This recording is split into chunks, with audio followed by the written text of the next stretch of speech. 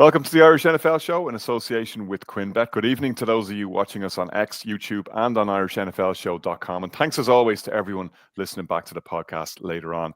Week 4 was always going to be a big one for all of us and for you. I know we've said it consistently in the run-up to Sunday's game at Croke Park, and it was and is true. The Irish NFL Show exists as a platform for all of us to connect, to share, and to grow passion for the game that we love.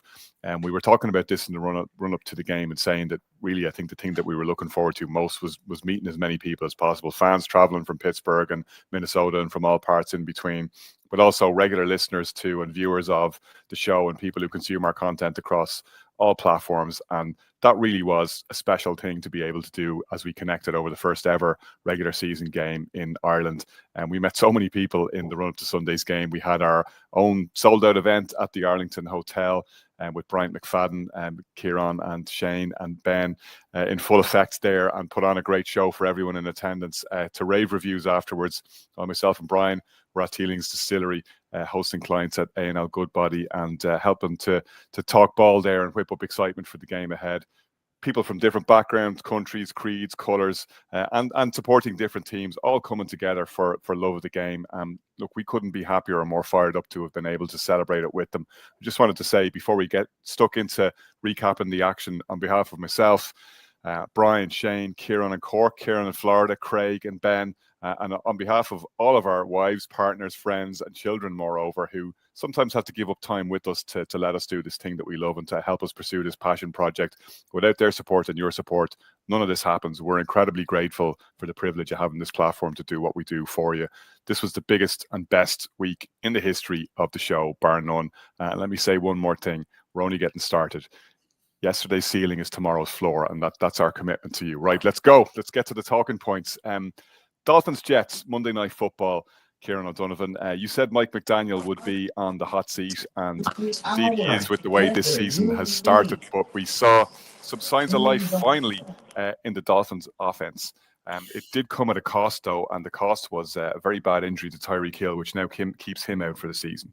Yeah, and the funny thing is, any image I've seen of Tyreek Hill coming off, being stretchered off the field, he seems absolutely delighted with himself. I don't understand that, but it's a costly blow for the Dolphins. No matter what way you thought their season was going, I mean, he's still one of the most talented receivers in the NFL. And yeah, like, signs of life in the Dolphins offense, and signs as to what we have come to see and absolutely know that they're capable of. The Jets, the Jets on the other side, they've been, I guess we've been impressed with a lot of aspects of their game, and we felt that they've been making progress under Aaron Glenn, but, too many costly turnovers. I mean, they had a super drive to begin the game with Justin Fields marching down the field, and then it just led to a costly fumble. They ended up having 3 fumbles on the night. Justin Fields still ended up with decent stats. I think he had a high enough passer rating. 76 QBR, 111 passer rating. He threw for 226 yards. So look, there's plenty of signs of life in that Jets offense, but it was just really, really costly mistakes that led to this win for the Dolphins. And it's one that the Jets will feel that they could have done it. They could have had a lot better, a lot more positive result. I'm not too sure if it gets the Dolphins off the chopping block for too long. I think that I especially with that injury to Tyreek Hill, it might be just a little bit of a shot in the arm for them for a week or two. I can't see it being a huge bounce back week, especially given the strength of some of the other teams in the division. And we'll talk about the Patriots later. I think they're still miles ahead of the Dolphins. But look, every week wasn't going to be a disaster, and they've too much talent not to put a performance like this together every now and again. So look, a decent win for the Dolphins. Kieran Boyle, looking at the Jets, and Kieran touched on it there. I feel like I've seen this movie 100 times when Justin Fields was playing for the Bears. He does so many good things, and he can really whip you up into Fields fever.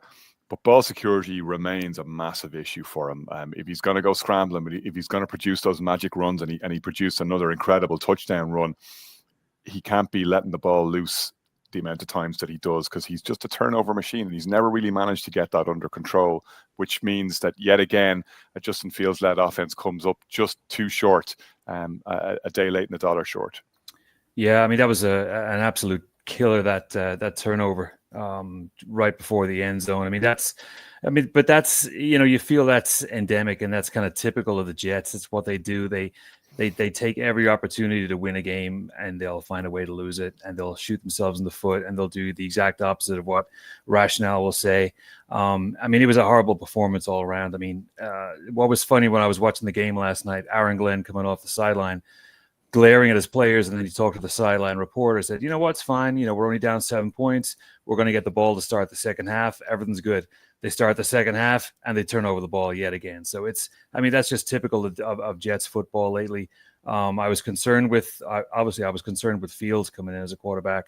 I was concerned with Glenn and his demeanor and kind of the way he was not antagonistic, but a little bit gruff with the local reporters in New York, and that's never going to endear you to anybody, especially in a sports town like New York. But the Jets, 3 fumbles lost.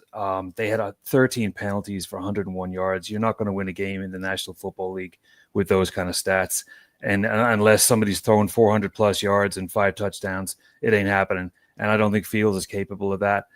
He did rush for 81 yards in the touchdown, like you said, but it's just inconsistent play all around. The O-line, which was almost the calling card of the Jets going into the start of the season, has deteriorated by the week. They lost Vera Tucker at the start of the season, and it's only getting worse then. There was huge problems with pass pro, false starts, penalties all over the place. They couldn't keep... The other thing that was glaring for me, Kieran, if you're talking about calling cards for this team, was the defense. Just a poor tackling. Do these guys not practice tackling? The amount of times that runners broke free, the first and second guys couldn't bring them down, giving up so many yards after contact. Yeah, and that was the problem last year. Their run defense was horrendous last year. They brought a couple of people in to try and to shore that up. But my question was, and I was going to bring it up a little later, but what happened to Sauce Gardner? What happened to the heralded, wonder kid of Sauce Gardner? He signed that giant contract. I think he had 2 total tackles last night.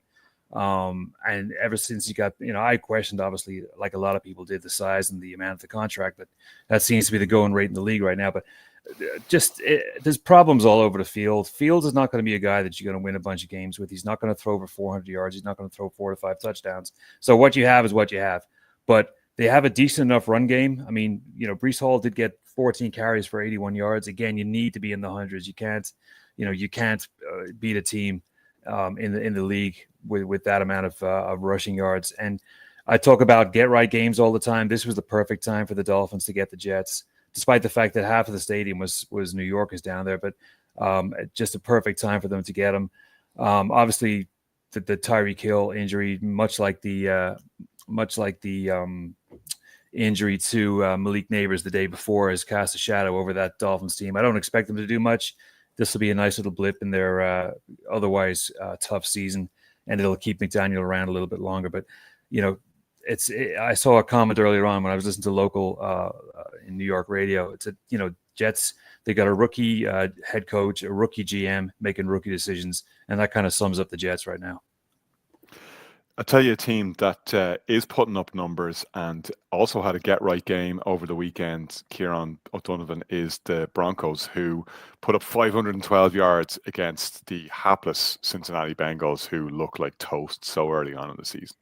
Yeah, you took the phrase "get-right game" right out of my mouth, and I think the Cincinnati Bengals have become the get-right team for everyone they play at the moment, because it is just it's sad to watch these superstars that are they just look like they're going to go unfed as long as Joe Burrow's not on the field. Jamar Chase at 23 yards last week. I mentioned last week he was my number 1 pick for fantasy football, so maybe there's some kind of a curse involved there.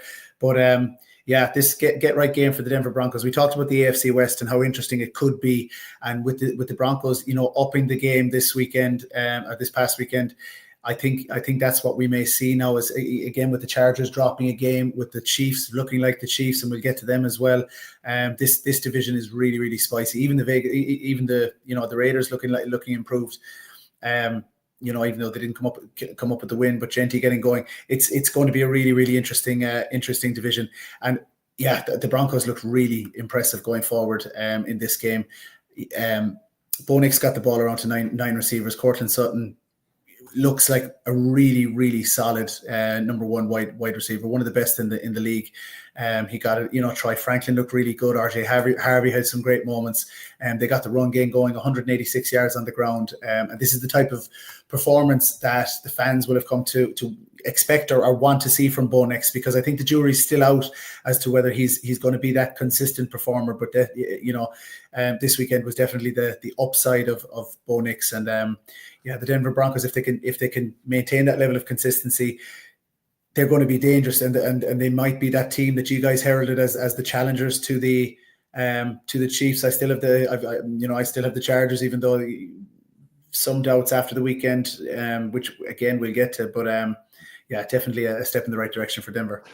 As Kieran was saying there, Kieran Boyle, AFC West looking really competitive now, because we saw the Chargers, I won't say they slipped up over the weekend, they were bested by the New York Giants, and we'll get to that, and we'll get to Dart and Scatterbo and all the rest of that fun, and an incredible rumble from Sexy Dexy, which I'm sure made you happy among many others. But this is the way it's supposed to be for Bo Nix and the Broncos. Suffocating defense and able to put up big numbers. They're not going to play the Bengals every week, though. Right. And this is, Peyton's kind of been waiting for this breakout game. This is the first game of the season. They finally got everything together. They got the run game with Dobbins and Harvey going. They got Mims and Sutton. They got the ball out. Like Kieran said, Nick just threw the ball left, right, and center all over the field. Got everybody involved. And this is what Peyton's been waiting for. Stumbled through September to a large extent, but everything clicked yesterday. And, like we said, it helps when you're playing a team like the Bengals do. I don't want to say they've quit, because that's not how it is in the league. But they just look defeated on the team or on the field. They just Browning, I thought, would make a bigger impact. I thought he would be a better stopgap, but they just look defeated. Chase is running out there wondering why he's running routes, but he's probably not going to get the ball. And it's sad to see that a team short of that much talent has kind of sunk so low. I mean, that they're 2-2. That might be the worst 2-2 team in football right now. I mean, if things had gone the other way, maybe the Jets might have a better record than they have. But like you said, it's a much more interesting division now with the Broncos in it. It gives with the Chiefs win, and obviously the Chargers coming back to the rest of the pack. That's going to be a real good look. But good thing for Peyton, he didn't have to worry about a one-score game, because we all know his record in one-score games is horrendous. So he wanted to put the foot in the gas pretty early. Win put away, but I think the more the talking point, or more the story that the Broncos offense is getting going, is just how bad the Bengals have regressed and how kind of pathetic they've looked in the last two games. They've just been on the receiving end of two shellackings from the Vikings and from Denver, and they guess where they are. I forgot. I was going to say they're in Philly next, but they're not. That's the Broncos. But it's just it's good to see the Broncos get going, but tough times for the Bengals right now. I know we mentioned it last week, and sorry to cut in, guys, but how we haven't heard about the Bengals trying to pick up the phone and get somebody in there by now is ridiculous. And if we don't hear about it this week, I actually feel sorry for the stars on that team for not trying to actively get out, and walk out the door, because it's just like they're just not trying hard enough as an organization to put something together and win now. Because even if you brought Jameis Winston in to this team, he's got the receivers. They'd be capable of stealing a game or two, and they might only need to steal, a couple to get to be in the mix in December to make a playoff run. Especially now that we've seen the Ravens start 1-3. Yeah, 100%. That division is still up in the air, right? So it's not one that you just give up on. It can't be just Burrow or bust, given the amount of resources they have invested elsewhere in that team. Mm-hmm. Cowboys Packers, Kieran O'Donovan. This is arguably the most entertaining game of the weekend. I know you're probably not going to see it that way for obvious reasons, but one that it's hard to make head nor tail of where either of these teams are at following this one. It may be one that we'll end up looking back on later on in the season. There's always a couple at this stage of the year where you go, oh, that's just a complete anomaly. That's in a box of its own, and we need to put it to one side. The Micah Parsons revenge game, if you wanted to look at it that way, I don't think any Packers fan, given the way that they'd started the season, would have envisaged that Parsons would end up with effectively a game-saving tackle on Dak Prescott that saved a touchdown. Packers could have won this one, looked like they were off to the races early, and then they could have lost it, and then they could have won it again. It went all over the map. Yeah, but I'm speaking with my Packers hat on. I apologize in advance here. You're going to get completely biased analysis here, but Yeah, look, as you said, they started off in a whirlwind. Again, went down the field, looked every bit the offensive juggernaut that we know they can be, and then it just the game just went nuts. And if last weekend was, I don't know what you call it, a come down to earth game for the Packers fans, as we said, against the Browns, this week was one for me that raises all kind of alarms, because what you're seeing is deja vu on the Packers. You're seeing Jordan Love, and to be honest, I think you got to bring Matt LaFleur into this, making really questionable decisions, game management decisions at pivotal moments. And again, it was just before halftime, giving the Giants, or giving the Cowboys, a short field by trying to force the ball and force themselves into scoring position. When you're winning the game, and you can control the game and you can manage the game. The Packers didn't desperately need a field goal with a minute or whatever was left on the clock, with halftime coming. They needed to protect the ball and punt it if needs be and trust their defense.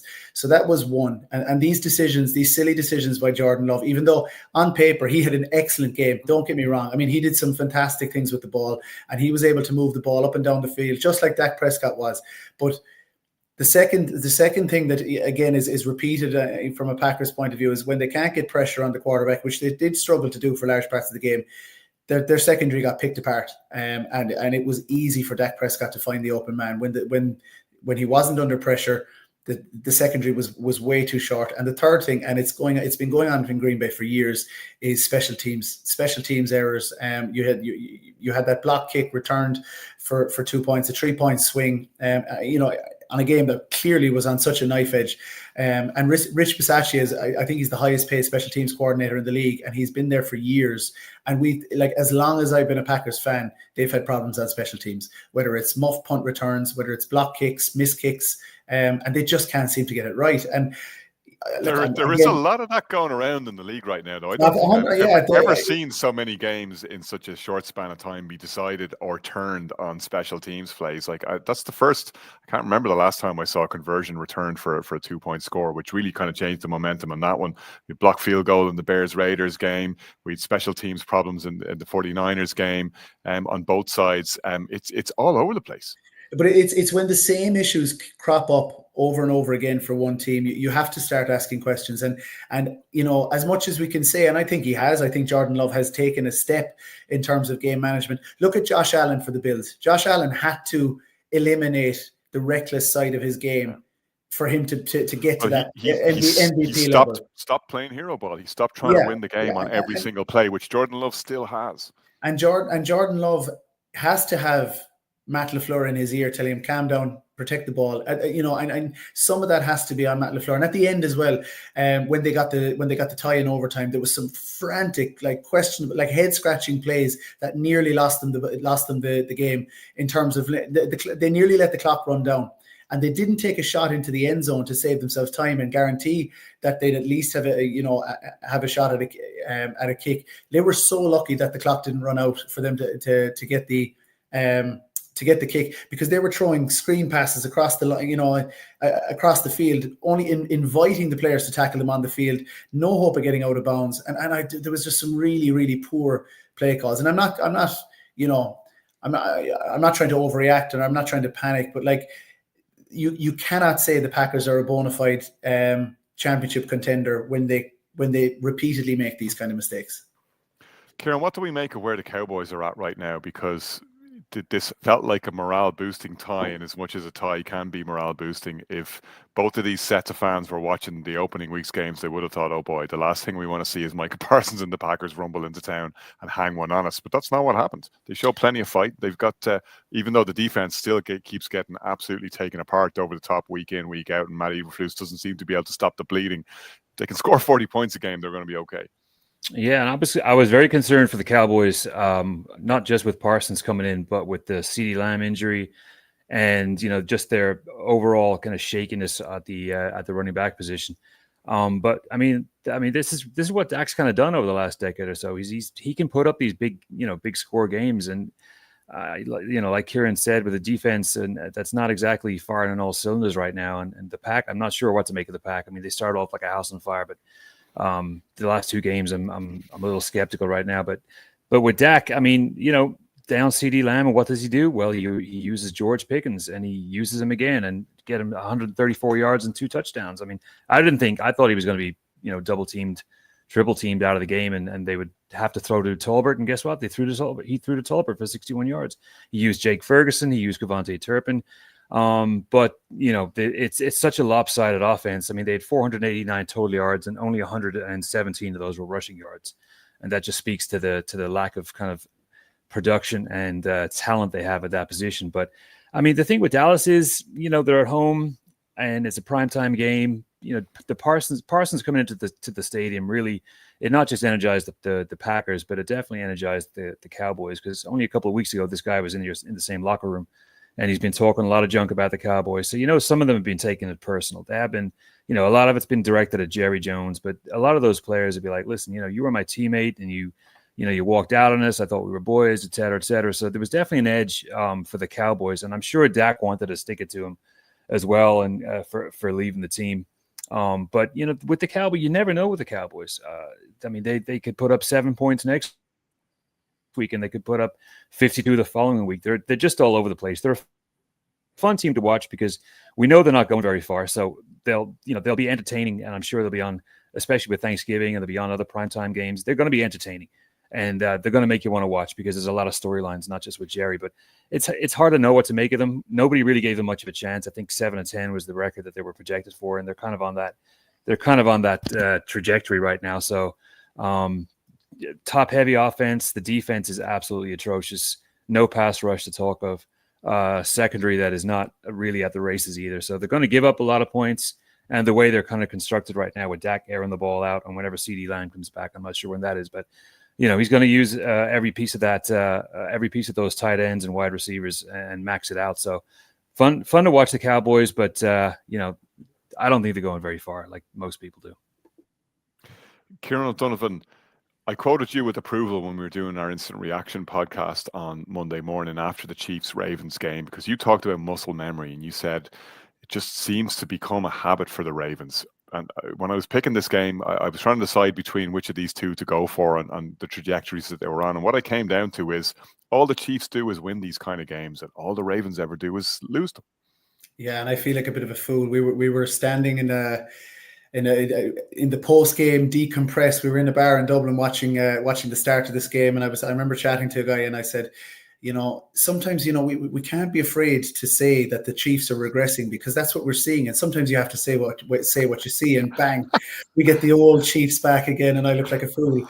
But yeah, I agree with you, and I heard the shout out on muscle memory. Appreciate that, but yeah, it's hard to know what to say about the Ravens. In the last couple of games, they've been so patchy. But just to focus on the Chiefs for a second, they've been talking the first 3 games, and they've been saying, "Oh, wait till we get our guys back. We're going to get the guys back."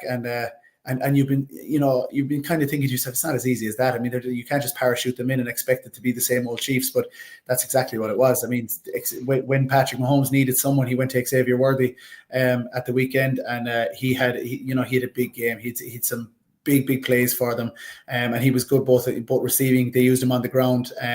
Tyquan Thornton seems to, if I've pronounced that right, seems to be a guy that they're going to trust increasingly. We saw the old names come back into play. Juju, Hollywood Brown, Travis Kelce looked a little bit better, a little bit like the old version of himself. And Mahomes finished with a pass rating of 124.8. If that's the way the Chiefs are going to, if the Chiefs are back, then yeah, the Broncos and the Chargers better look behind them and say, yeah, no, it's not, the Chiefs have gone absolutely nowhere, and that's, I guess, what I was a bit skeptical about happening. But it seems to be very much the case that the Chiefs are back. But the Ravens, it's so hard to analyze the Ravens, because we say it every week that on paper they've got the most potent, it must be the hardest offense to prepare for in the league, when you've got Lamar, when you've got Derrick Henry, and when you've got those receivers that he has. But I mean, Derrick Henry only carried the ball 8 times for 42 yards. Are they losing a little bit of confidence in him? I know Justice Hill had a big day on the ground. Lamar goes off with a hamstring injury. You don't know how much that's going to affect them. And the secondary, the defense is pretty banged up as well. And I guess you have to, give them that credit that they're very, very thin in the secondary and on defense at the moment. But it's just a team, and we've said it over the last few years, when they fail to deliver, it's a team that we struggle to. It looks like a team that struggles to figure out what's their identity. What are we? Are we a rushing team? Should we be passing the ball more? It's like they can't answer those questions themselves. And yeah, we talk. You mentioned muscle memory, and it's just if they meet the Chiefs in the playoffs, it just looks like a foregone conclusion. And it's hard, Kieran Boyle, as tough as the Ravens are, and with all the talent that they've got. And, Kieran also mentioned there, to be fair to them, they're suffering a lot of injuries at the moment. They lost Nnamdi Madubuike with a neck injury for the rest of the season, unfortunately for him, in that game. And they've had to run a gauntlet here. We mentioned it last week. They've played the Bills, the Lions, and the Chiefs over their first 4 weeks. So, they've lost all three, which isn't ideal. But the schedule does actually get slightly easier and slightly more forgiving from here on in. 3-1 teams, we talked about it last week. 13% chance on average over the last 20 years of making the playoffs if you start 1-3. I don't think I'd necessarily be counting the Ravens out. If anyone's going to beat those odds, you'd say this is a team that can do it. But they are taking on water at the moment, and it needs to turn around pretty damn quick or they're done. It does, and I wouldn't count them out just yet. Like you said, the schedule evens out a little bit, and they've had a really tough start. I mean, Derrick Henry hasn't been the same since that Bills game when he coughed the ball up. He really hasn't. He's been struggling. Like Kieran said, 8 carries for 42 yards. The Browns shut him down last week. That's not Derrick Henry ball. The Derrick Henry we know was the one we saw in the Bills game to start the season, just rumbling and stumble up and down the field. So you got to wonder, maybe there's a nagging injury, maybe something to do with it. Who knows? But and Lamar too. I think there was whispers of he quit on the team and he just kind of checked out and didn't want any part of the Chiefs. I mean, the Chiefs are going to talk that up because the Ravens haven't beat the Chiefs now since September of 2021, and the Chiefs they know that they know that statistic. But yeah, I'm not ready to write off the Ravens yet, despite being 1-3. It can't go like it's been the last couple of weeks. It's got to get better. It's got to even out. I mean, 2 wins in the back to 500. We've seen teams, make a comeback. We saw the Bengals last year. It's possible, but what's worrying for the Ravens is not just the Chiefs gaining more strength, but the Steelers too. I mean, if they're not careful, that's going to be a horse they can't put back in the stable. But the thing with the Ravens is those injuries on the defense are just decimating. You mentioned Madubuike, but Roquan Smith, Marlon Humphrey, Nate Wiggins, they're down too. You can't, you can sustain those against slightly weaker teams, but you can't go up against the top 10 teams in the league losing those guys. So Chiefs come back to life. I mean, it's crazy how Xavier Worthy coming back and a couple other dudes getting their swag back on will change Mahomes and his attitude. He looked like a different quarterback out there than the first couple of weeks. Yeah, I'm worried about Derrick Henry. I'm not overall worried about the Ravens just yet. It might be a different picture once we get to, say, Halloween or something like that, but not ready to write them off just yet like a lot of people are. Kieran Boyle, stay on the clock there because it's to your Giants we go next. I was looking at this one and all the hope and hype building about Jackson Dart and all the pressure on Brian Daboll to throw him in there and thinking, well, don't be getting your hopes up too much. It's never going to pan out like that. But it turns out sometimes it is that simple. Let the kid have a go. Yeah, let the kid have a go. And I mean, it couldn't have got off to a better start. He just ran up the field, ran right through the Chargers and in for 6. And you could see how much it energized the crowd. It was great. It was great watching. I was watching with my son, and he's a long-suffering Giants fan. All he knows is pain and misery. He's too young to remember anything else. But it was a really bright spark. He looks the part. Great quarterback in college. He's just taking that step up. He looked great. I worry about his durability with injuries and stuff. He was leading with the head a little bit too much for my liking. And we saw that he caught a concussion or a concussion protocol in that game. But it was encouraging, and it was all going great until we know what happens in the second quarter. And that just took all the air out of the stadium. I mean, you knew right from the get-go it was a bad knee injury. And unfortunately, Neighbors is done for the season. It would have been great if he had been able to stick around and see what this Giants team could do, re-energized with Dart under center. But yeah, it was great. It was great to watch. Sexy Dexy grabbing a blocking a field goal and running with it all the way to the 1 yard line. That would have been great if you had scored that. It was Justin Herbert pass he picked off. Oh, a pass. I'm sorry. Yeah. Do you remember, like, Herbert had to tackle him? Like, Herbert actually ends up bringing him down. Yeah. It's probably just as well it was Justin Herbert. You wouldn't be taking anything less than an elephant gun to bring Dexy down. Right, and yeah, he just got his ankles clipped right at the 1 yard line. It was good to watch, notwithstanding the neighbors' loss. I mean, like I said, that took a lot of air out of it, and it really decimated the kind of enjoyment that we had for it. But it means that some of the other guys are going to have to step up. Slayton, Theo Johnson had a couple of good catches, and Scatabo looks great. I said, I think last week, I'm not sure about him as RB1. I just think he's too much of a wrecking ball to have that sustained for any period of time. More of an impact back for me, but the Giants are so paper thin at running back. They're just going to use anybody right now just to get a result. The Saints next week. I mean, the Giants could be 2-3 by next week. I don't think anyone's under any illusion that they're going to make any kind of run in the playoffs. Respectability is what they're looking for right now. And finally, the defense kind of backed up the talk that they've been doing, or that other people have been doing in the media over the last 3 or 4 weeks. I mean, it was what they needed to do. Thibodeau was getting after it. Carter was getting after it. Obviously, Sexy woke up. And it was good to see them all just go at Herbert, because no one's really put a hand on Herbert in the first couple of weeks, and he was harried and harassed across the field. And you saw the outcome. I've spoken glowingly about Herbert the first couple of weeks, but if you put a tough defense, a stout defense like that, who's showing blitz a lot of the time, he's not the superstar that he's been looking the first couple of weeks. But a great result for the Giants. Could have made it a little bit easier towards the end, but typical Giants football, they'll keep you hanging on with a 2 or a 3 point win. But still concerns about the secondary. But overall, I mean, I have to be happy with the score. Have to be happy with a win. It's been so long since I've had one. But obviously the neighbor's injury just cast a cloud over the whole game. Kieran O'Donovan, if you are the Chargers and you fast forward and you're playing on wildcard weekend and you're playing on the road in the playoffs, you're going to look back at a game like this and go, how do we let that one slip? This is a game that we would have expected to win. You're playing against a rookie quarterback, against a team that's been struggling, and you just can't get it done. We said last week that the Chargers weren't looking like they were going to Charger, but this is the classic kind of Charger thing to do. Do you know what? I'm going to give them a little bit of credit.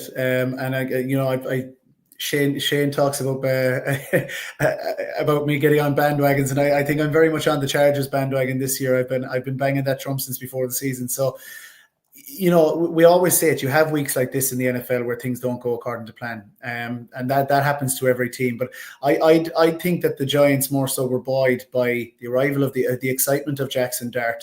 The fact that this highly touted defense showed up, and this is the first weekend that they properly showed up the way people expected them to all season. I wouldn't be as low. I wouldn't be as worried about Justin Herbert if I was a Chargers fan. I'd be more worried about the offensive line. And you talk about taking on water. You're now looking at Rashawn Slater.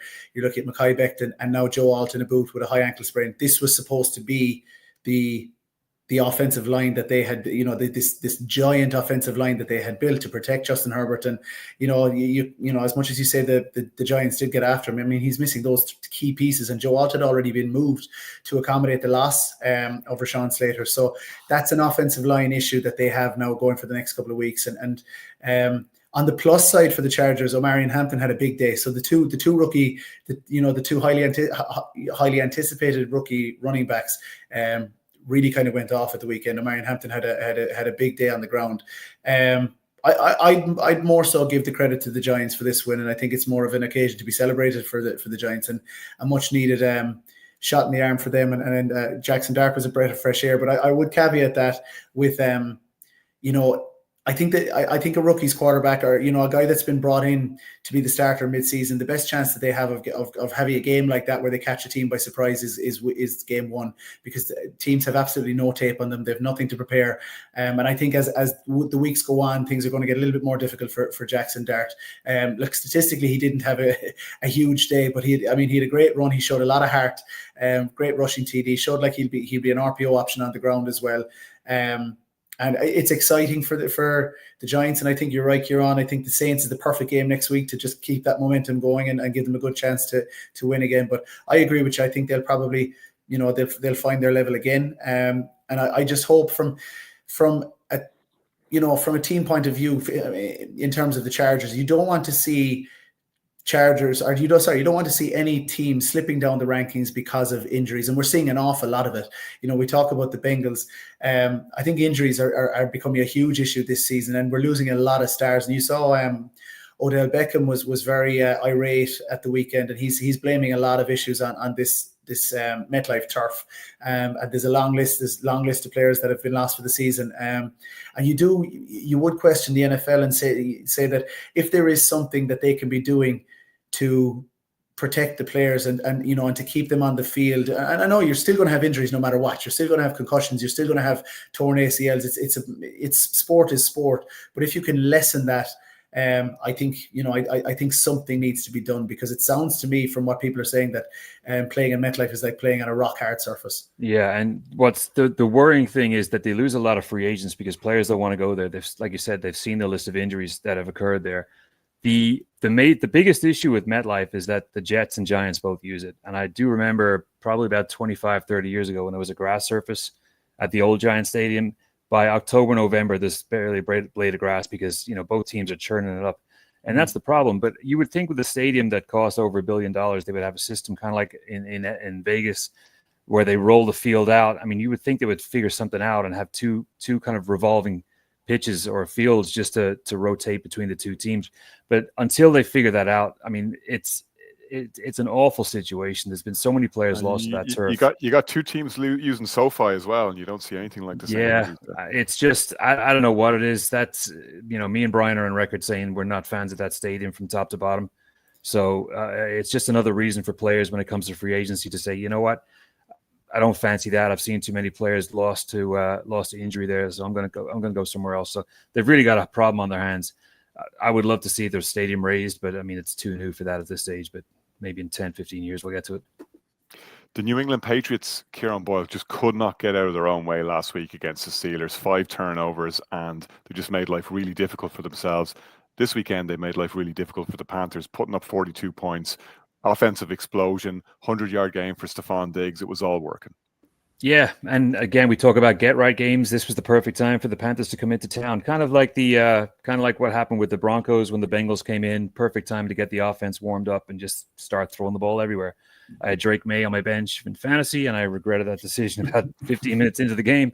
But yeah, I've been really high on the Patriots. I'm still hanging my hat on a 10-7 record for this year, and the weapons they have, I mean, they're not heralded. They're not, we have a Diggs. The Patriots just remind me, I don't know if you ever heard the Shane Gillis routine about the white baseball players in the era before they finally belatedly broke the color barrier and the whole, the Patriots have that smug white guy look about them right now. Wow, see, I told you Mike Vrabel was the guy. Yeah, well, I mean, that's it. I mean, from Vrabel all the way down. I mean, players on the Patriots roster, they're not heralded. Ramondre Stevenson, the rookie Henderson, Antonio Gibson, these are not big names. Diggs is, on the downside of his career, but they're making it happen, and I've believed in them, and I think they're going to, be a real player in the AFC East. But yeah, like you said, they got it together. They racked the points up. That's a poor Panthers team. Again, I'm taking an L with the Panthers prediction for this year. I thought Young was going to make the progression, but he's gone back to what he was in 23 and 24. I mean, that's a poor stat line, 18 of 30 with 150 yards. But it's nice to see the Patriots kind of fulfill, what everyone thinks they will be. Just get the ball moving around because they've got a real tough one next week. They got Buffalo in Buffalo next week. So they needed a game like this just to, blow off the cobwebs and get the ball in receivers' hands and make guys feel comfortable. And May had that breakout game similar to Nick's as well. So real good win for the Pats, going in the right direction, and the Panthers are obviously going in the other direction. Kieran O'Donovan, I know it's easy sitting in the stands to armchair quarterback these things, but one of the things that infuriates me the most, particularly about young players, is how they don't look after the ball. Adonai Mitchell made what to me is an unforgivable mistake, and you forgive rookies a lot.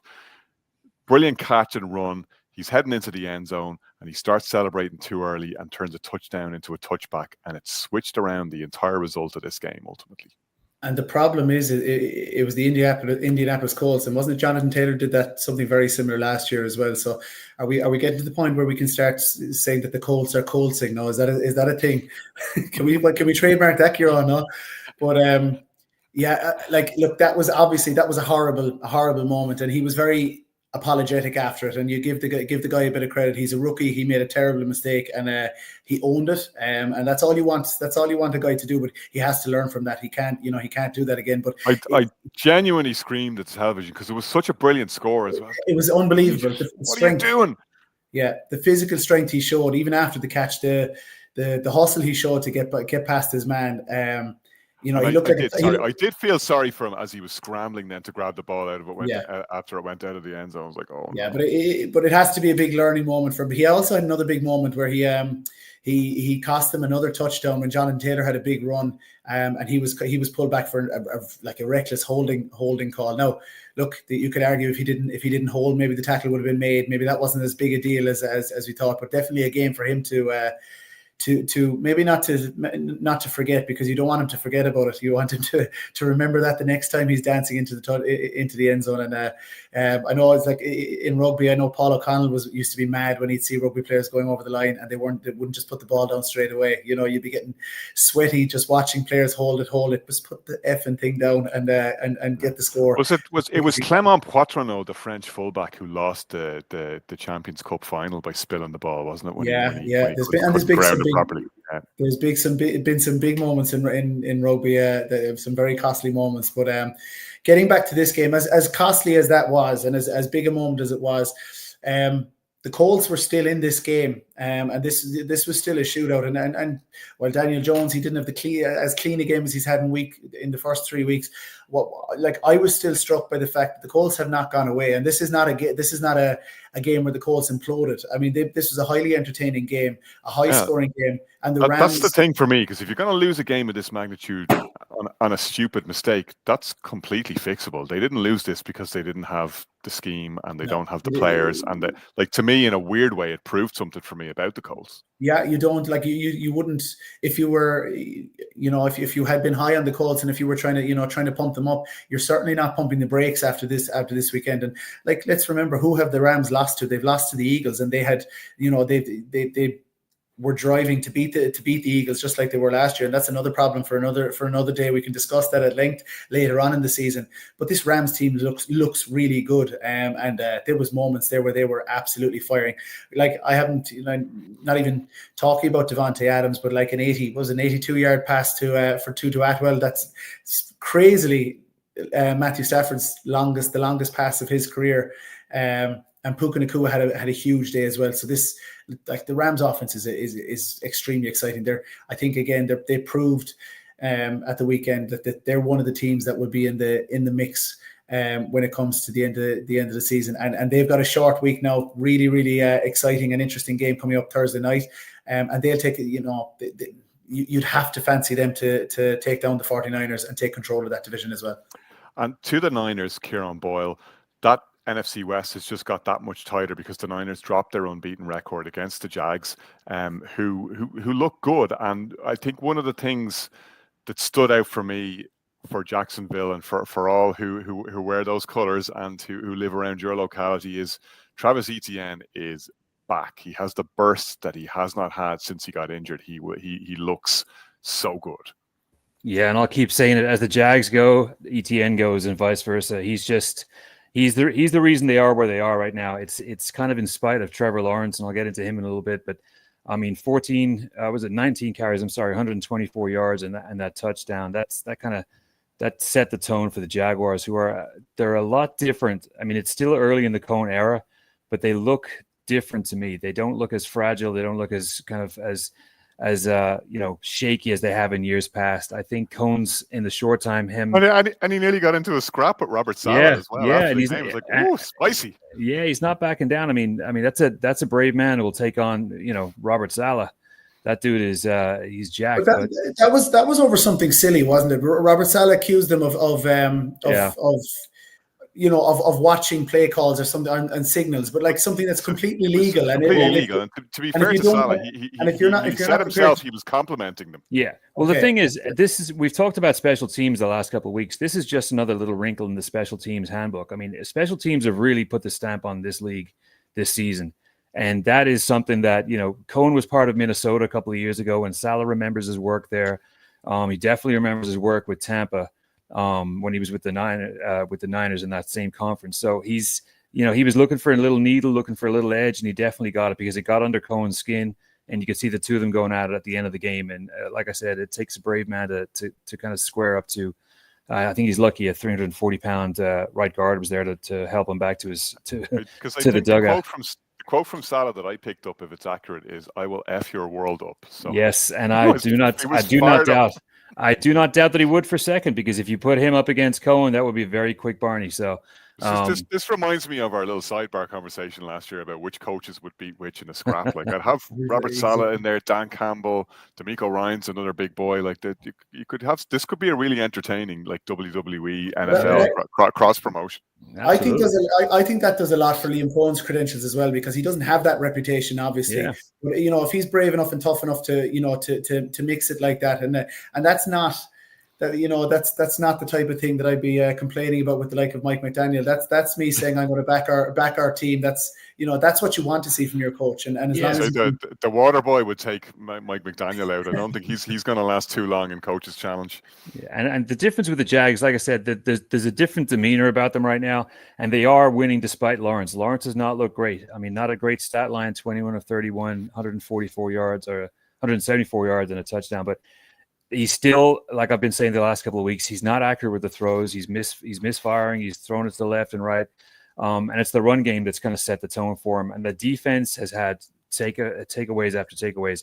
They've had at least 3 takeaways in the first 4 games this season. And that's really been the difference in a game and in a league. They now have 4 more turnovers than they had for the entire season in 2024. Yeah. And in a league where margins are wafer thin, I mean, that can be the telling point. I mean, the defense has just been scrambling. And it's a whole different picture. I spent a lot of time last year in training camp watching them on defense with Ryan Nielsen, and it's a totally different defense now with Campanile, who came from Green Bay, Jersey guy, just the old classic lunch pail kind of blue collar guy. But they're a totally different defense with this guy, and Heath Farwell with special teams, he's cooking up something extra too. They're a real, I mean. From top to bottom, this defense is actually functioning way better than it has probably in the last 6 or 7 years, at least since they last sniffed the playoffs. So it's encouraging signs for the Jaguars. They host the Chiefs on Monday Night Football next week, which will be a huge occasion locally. But it's just testament to them finding ways to win. Whereas last year they would find a way to lose that game. They're grinding out wins. You'd rather see a team not firing on all cylinders, but winning these tough games, as opposed to being, having that razzmatazz, but not getting the results. I mean, Brian Thomas Jr. had a huge numbers season last year. He hasn't been doing that this season, and yet they're winning games. So I think that's, as a fan, you want to be more encouraged by that, and knowing that he does have the talent to get it going at some point in the season too. Yeah, and good. Sorry, I was going to say in training camp. I'm sorry, Connor. In training camp last year, a lot of the talk, and this year too, has been about what looks better. Is it the offense or the defense? And right now, the defense looks way better than the offense. I mean, they sacked Purdy 3 times. They harassed him. They picked him off towards the end of the game, and that kind of put the icing on it. But if they get Lawrence going and he starts putting up 274 instead of 174, and he starts turning that 1 touchdown into 2 or 3 touchdowns. They're going to be a factor, and the way that the AFC South is kind of panning out, it looks like it's them and the Colts, which I would not have said 4 or 5 weeks ago. But I'm very encouraged with the Jaguars, and they're winning games that they would not, normally win, and they're doing it in a way that people didn't think they would. Not with the offense; it's more focused on the defense and the takeaways, and not giving any teams any kind of opportunity to put up big points. What I was going to say, sorry, I cut across you, Kieran Boyle. Kieran O'Donovan, to your point, you talk about being happy that teams are winning despite not playing that well. That's where the 49ers had been. They get Brock Purdy back, and you're not expecting them to look 100% after the injury, but this was one they could have had, as well as the Jags have played. They could be at 4-0, and that'll be frustrating for them, just when you would have thought that things would be on the up and up. Yeah, and I suppose I won't say they've been riding their luck. I feel like I'm constantly bashing the 49ers, but they've done really, really well to win those 3 games, despite, having, injury after injury. But yeah, anytime you're in a game and it's close, you feel like there's an opportunity lost. And I think as the season goes on, you'll feel they would have needed that 4-0 to be at the top of the table come the end of it. I think you're going to see the Rams and maybe the Seahawks slip past them in this division. And again, maybe I'm not giving them enough credit. Maybe it's making this Thursday night football game that they play against it's the the best. Rams I think in 2 days' time. I think it's the most important one and most exciting one so far this season. I'm really looking forward to seeing how that pans out.